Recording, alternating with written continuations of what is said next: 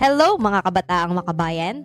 Welcome sa Araling Panlipunan with Ma'am Ivy, ang inyong digital classroom para sa mas makabuluhan at makulay na pag-aaral ng Araling Panlipunan. Handa na ba kayo? Tara na at simulan ang ating paglalakbay. Pag-aaralan natin ang nakaraan para sa mas maliwanag na kinabukasan. Hey class! Let's start a new adventure. Welcome sa unang yugto ng imperialismong kanluranin o tinatawag ding Age of Discovery. Ito yung time noong 15 hanggang 17 siglo kung saan ang mga bansang Europeo ay nagsimulang mag-explore, maghanap ng bagong ruta at magpalawak ng kapangyarihan. Focus tayo. Ito ang goals natin today. Aalamin natin kung paano nagsimula ang Age of Discovery at bakit naging simula ito ng imperialismong kanluranin. Ready na ba kayo? Sabay-sabay nating basahin ang kasanayang pampagkatuto. Ready? Naipaghahambing ang una at ikalawang yugto ng imperialismong kanluranin. Mga layunin. A. Naipaliwanag ang kahulugan, mga dahilan, at mahahalagang pangyayari sa unang yugto ng imperialismong kanluranin. B. Naipakita ang pagpapahalaga sa epekto ng pagkakaugnay ng mga bansa sa pamamagitan ng kalakalan at ugnayang panlipunan. C. Nakagawa ng timeline ukol sa mahahalagang pangyayari sa unang yugto ng imperialismong kanluranin. It's review time! I-level up mo na yan. Ready na ba kayo? Ano ang gamit ng mga barkong ito? Sige nga, pakinggan natin si Mochi. Ma'am, ang mga barko po na nakikita sa larawan ay ginagamit po noong Age of Discovery noong 15 at 17 siglo. Ang gamit po nila ay paglalakbay at paggalugad para po matuklasan yung mga bagong lupain at mga ruta po sa dagat. At sa kalakalan naman po, nagdadala po sila ng mga rekado, mga ginto, pilak, seda, at iba po pong produkto mula po sa Asia, Africa, at Amerika po, papuntang Europe. At syempre, ginamit din po nila ito para magdala ng sundalo at armas para po sakupin yung ibang teritoryo. Alright, napakahaba ng sagot naman ni Mochi. Very good! So, ginamit sila sa pag-explore ng bagong lugar at sa pangangalakal. Minsan, pati na rin sa pananakop ng mga bansa. Bakit kaya nagsimulang maglayag ang mga Europeo noong 15 siglo? Sige nga, Luna Blocks, anong sagot?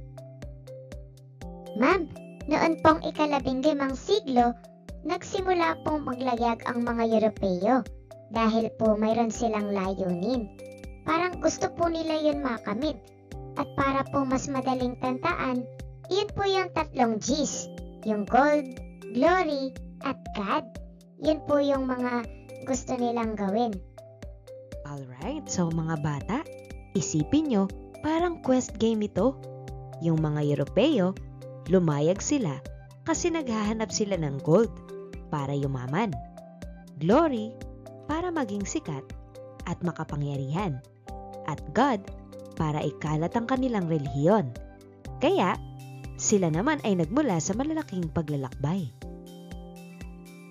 Ang paglalayag ng mga bansang Europeo ay hindi lamang para sa yaman, kundi upang baguhin ang ugnayan ng mga bansa sa buong daigdig. Ano kayang naging epekto nito sa Asia at sa Pilipinas? Sige nga, Thea Beats. Yes, ma'am. Ang epekto po nito sa atin ay nasakop po ang Pilipinas ng Spain at naapektuhan din po ang kultura pati na rin po ang relihiyon ng mga Asyano. Alright, so nakuha mo agad kung ano yung paglalayag. Hindi lang kalakalan, kundi malaking pagbabago sa buhay at kultura ng mga tao. Very good kayo dyan! Narito na tayo sa ano ang kahulugan activity. O class, kapag sinabing kahulugan, ibig sabihin, ano ba talagang ibig sabihin ng isang salita o paksa? Parang decode mode, ay hinahanap natin yung totoong meaning para mas klaro at mas madaling intindihin.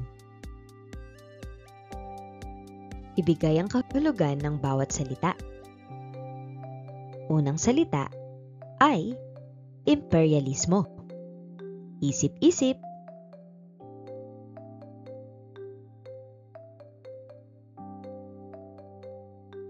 Ang sagot ay pagpapalawak ng kapangyarihan ng isang bansa sa pamamagitan ng pananakop. Ang ikalawa ay kolonyalismo. Ano kaya ang kahulugan nito? Sige nga.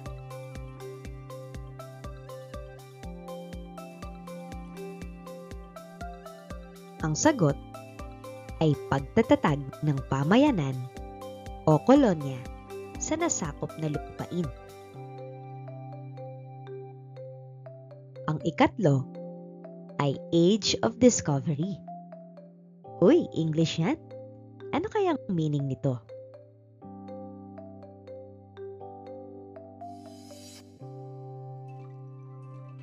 Ang sagot ay panahon ng pagtuklas at paglalayag noong ika-15 hanggang ika-17 siglo.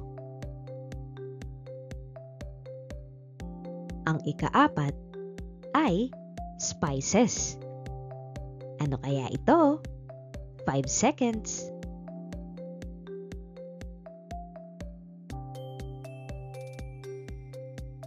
Ang sagot ay mga produktong pampalasa na mahalaga sa Europa. Ang ika-5 ay kutang maritimo. Ano kayang ibig sabihin?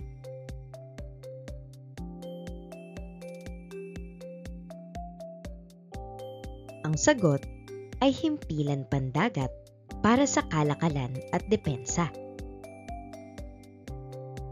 Ang ika-6 ay Malacca. Ano kaya ito?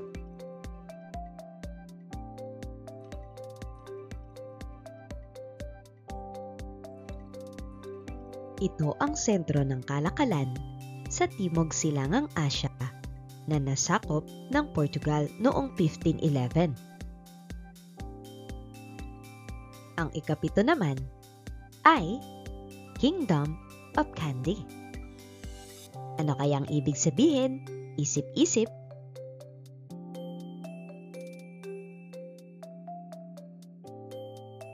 Ang sagot ay monarkiya sa Sri Lanka na inangkin ng British noong 1815. Ang ika-8 ay Singapore. 5 seconds left.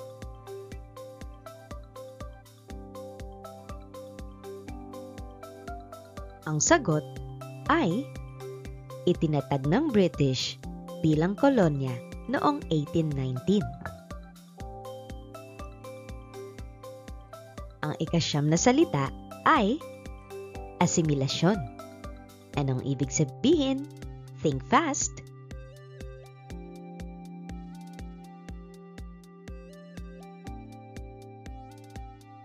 Ang sagot ay pag-aangkop ng mga katutubo sa kultura ng mga mananakop. At ang ika-10, ang geopolitics. Ano kayang meaning nito?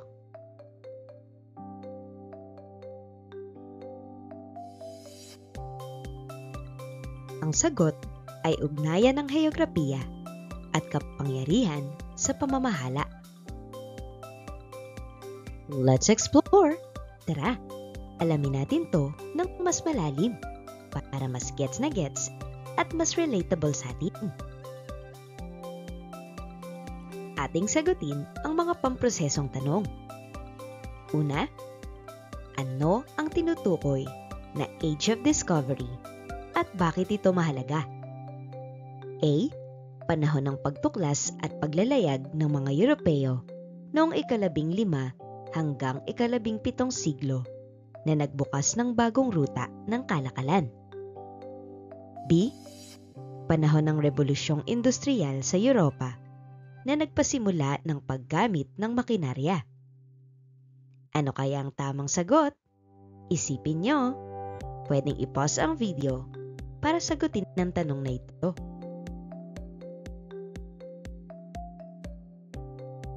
Number 2. Bakit hinangad ng mga Europeo ang spices, ginto, at seda mula sa Asya? A. Dahil sa mataas na halaga ng mga ito at kailangan sa kalakalan at pamumuhay sa Europa. B. Dahil ito ay simbolo lamang ng relihiyon at hindi mahalaga sa kalakalan. Isipin niyang tamang sagot.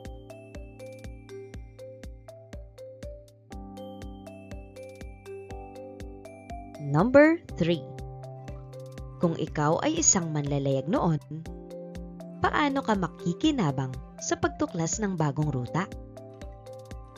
A. Masisiguro ang pagbagsak ng ekonomiya ng Europa.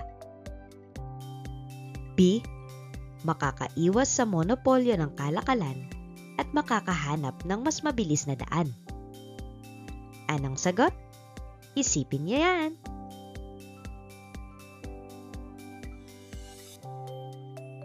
Number 4. Paano nakaapekto ang pagtatatag ng kutang maritimo sa Malacca sa kalakalan ng Timog Silangang Asya? A. Naging sentro ito ng kalakalan at nagbigay ng kontrol sa Portugal sa rutang pandagat. B. Naging pook ng pagpapastol ng mga hayop at walang epekto sa kalakalan. Sige nga, anong sagot ninyo? Think fast!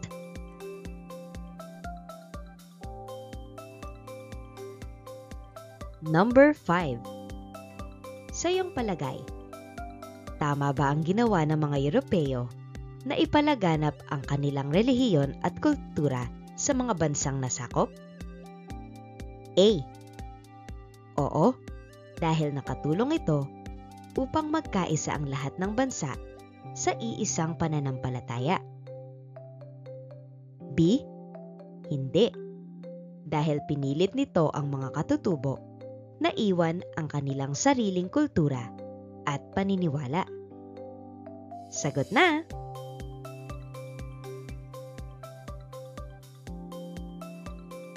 I-check nyo nga kung tamang sagot nyo.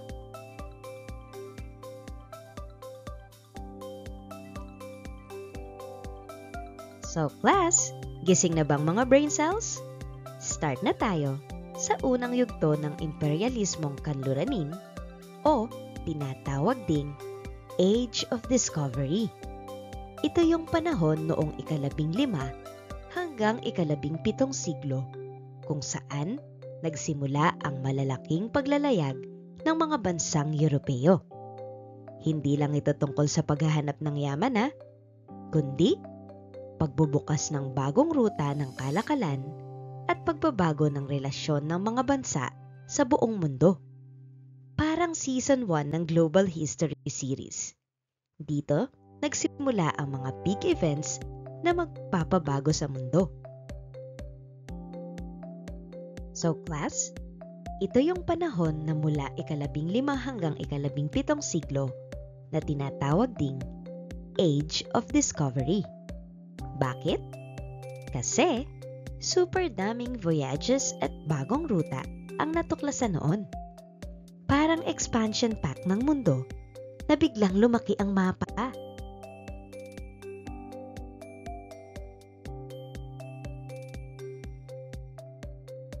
So, eto na nga yung simula ng exploration at colonization. Ibig sabihin, class, nagsimula nang mag-expand ang Europe at nagtayo sila ng mga kolonya sa iba't ibang kontinente. Parang world domination mode na sila noon. At take note ha, naging main highway noon ang karagatan. At ang power, lumipat mula sa Mediterranean papuntang Atlantic Ocean. Parang trending spot shift. Dati, doon lahat sa Med. Pero ngayon, sa Atlantic na ang usapan at galawan. At eto pa, class, dahil sa mas maayos na barko, gaya ng Caravel, at sa gamit na compass at astrolabe, mas naging smooth at safe ang mga voyage ng mga Europeo. Parang upgrade sa gadgets, mas high-tech, mas malayo ang nararating. Talakayin naman natin ang mga bansang nanguna. Spain ang nanguna sa pagtuklas ng mga bagong lupain. At syempre, si Christopher Columbus ang bida dito nang madiskubre niya ang Amerika. Parang Spain yung top explorer din noon at laging trending sa discoveries. Ang Portugal naman, nakafocus sa ruta papuntang Asia at Africa. Sila yung nagpatayo ng mga trading forts tulad sa Malacca para kontrolado nila ang kalakalan. Parang sila yung naglagay ng mga checkpoints sa dagat. Ang Dutch Republic naman, kilala sila dahil sa Dutch East India Company o VOC. Ito daw yung naging super powerful na kalakalan. Parang multinational company ng panahon nila. Sila kaya yung OG na business tycoon sa trade world. Siyempre, ang France, hindi pa huhuli. Nakisali rin sa game. Sumabak sila sa pananakop sa North America at nakilahok sa mga rutang pangkalakalan. Parang late joiner sa trend, pero nakakuha pa rin ng spot sa global exploration. Ang England naman, sila yung naging bossing sa pagtatatag ng mga kolonya sa Asia, Africa, at later sa North America. Parang expansion pack sila ng global empire. Everywhere, may presence sila. Noong 1511, nasakop ng Portugal ang Malacca at nagtayo sila ng unang kutang maritimo sa Timog Silangang Asya. Ibig sabihin daw, class, sila na ang may control sa trade routes dito. Parang sila yung nag-set up ng checkpoint sa main highway ng kalakalan para dumaan lahat sa kanila. Noong 1815, inangkin ng British ang Kingdom of Kandy sa Sri Lanka. Ito ay sobrang importante kasi naman naging isa itong trade hub sa South Asia. Kaya isipin ninyo, habang lumalawak ang power ng British, unti-unti rin nilang kinokontrol ang mga key spots sa kalakalan. Parang naglalagay sila ng bookmark sa mapa ng Asia para siguradong hawak nila ang trade. Noong 1819, ginawa ng British na kolonya ang Singapore. At dahil sa location nito, naging super prime spot at main port at trade center ng buong rehiyon. Isipin nyo, parang naging mall ng kalakalan sa Southeast Asia. At lahat, dumadaan dito. Layunin ng mga Europeo. O ma'am, ano naman po yung layunin? Class, ito yung main goals ng mga Europeo daw. Yung yaman. Gusto nila ng spices, seda, at ginto kasi sobrang mahalaga at mahal ng value nito noon. Parang mga luxury items na lahat gustong makuha. Kaya todo effort silang maglayag para dito. Ang isa pang goal ng mga Europeo, ang katanyagan at kapangyarihan. Gusto daw ng mga hari at kaharian na i-expand ang influence nila sa iba't ibang kontinente. Parang flex nila sa buong mundo na hello, kami ang malakas. Ito pa ang isa sa kanilang mga goals, ang Kristyanismo. Pinakalat nila ang Katolisismo bilang parte ng pananakop nila. Parang combo move. Habang sakop nila ang lupa, sakop din nila ang pananampalataya ng tao. At eto pa nga, nagtatag ang mga Europeo ng kutang pangkalakalan at pamayanan. Saan? Sa mga strategic spots. Ibig sabihin, may base na sila para sa mga susunod na pananakop at kalakalan. Parang nag-set up sila ng branch stores sa key locations para mas kontrolado nila ang trade. So class, ito yung naging foundation ng global connections.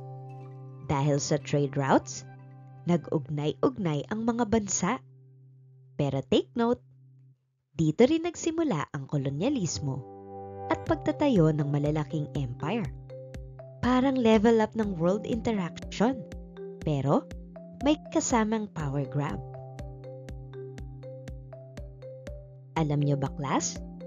Dahil sa imperialismo, kumalat ang wika, relihiyon, at kulturang Europeo sa iba't ibang parte ng mundo. Pero hindi lang yon. Dito rin nabuo ang geopolitics na kilala natin ngayon, kung saan ang power ng mga bansa ay nakabase sa influence nila sa iba't ibang kontinente. Parang global game na ang usapan. Let's G! Hands-on muna tayo. It's time to put your knowledge into action. Ready na ba kayo? Alright class, check it out! Timeline challenge muna tayo. I-connect natin ang mga big events mula sa unang yugto ng imperialismo. Tingnan natin kung gaano nyo maaayos ang pagkakasunod-sunod ng mga pangyayari. Ready na? Maaaring i-pause ang video para sa activity na ito. Good luck!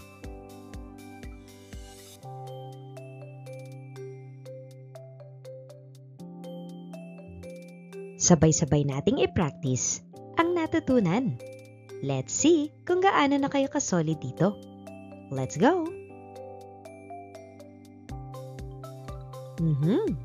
Kung hindi dumating ang mga Europeo at nagkaroon ng unang yugto ng imperialismo, paano kaya naiiba ang kultura, ekonomiya, at relihiyon ng ating bansa ngayon? Sige nga, sagutin ninyo. Maaaring i-pause ang video para sa tanong na ito. Ready na ba kayong magpakitang gilas kung gaano kalalim ang understanding ninyo? Check natin kung solid ka na dito. Ano ang pinakamahalagang epekto ng unang yugto ng imperialismong kanluranin sa ugnayan ng mga bansa? Sige nga, i-pause nyo ang video para sagutin ang tanong na ito.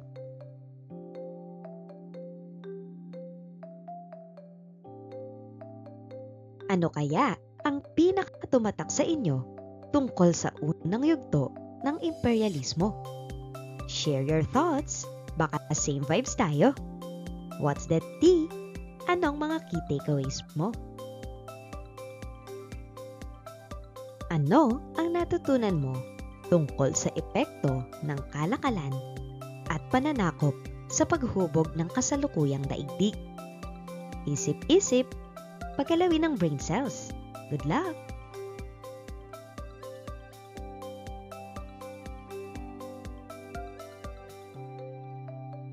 Grabe class! Ang dami nating na-explore today tungkol sa unang yugto ng imperialismong kanluranin. Nakita natin kung paano nagbago ang mundo dahil sa kalakalan, pananakop, at pagpapalaganap ng kultura. Pero syempre, hindi matatapos ang learning kung walang check-in. Kaya, let's go! Simulan na natin ang pagtataya para makita kung solid na ang baon nyo.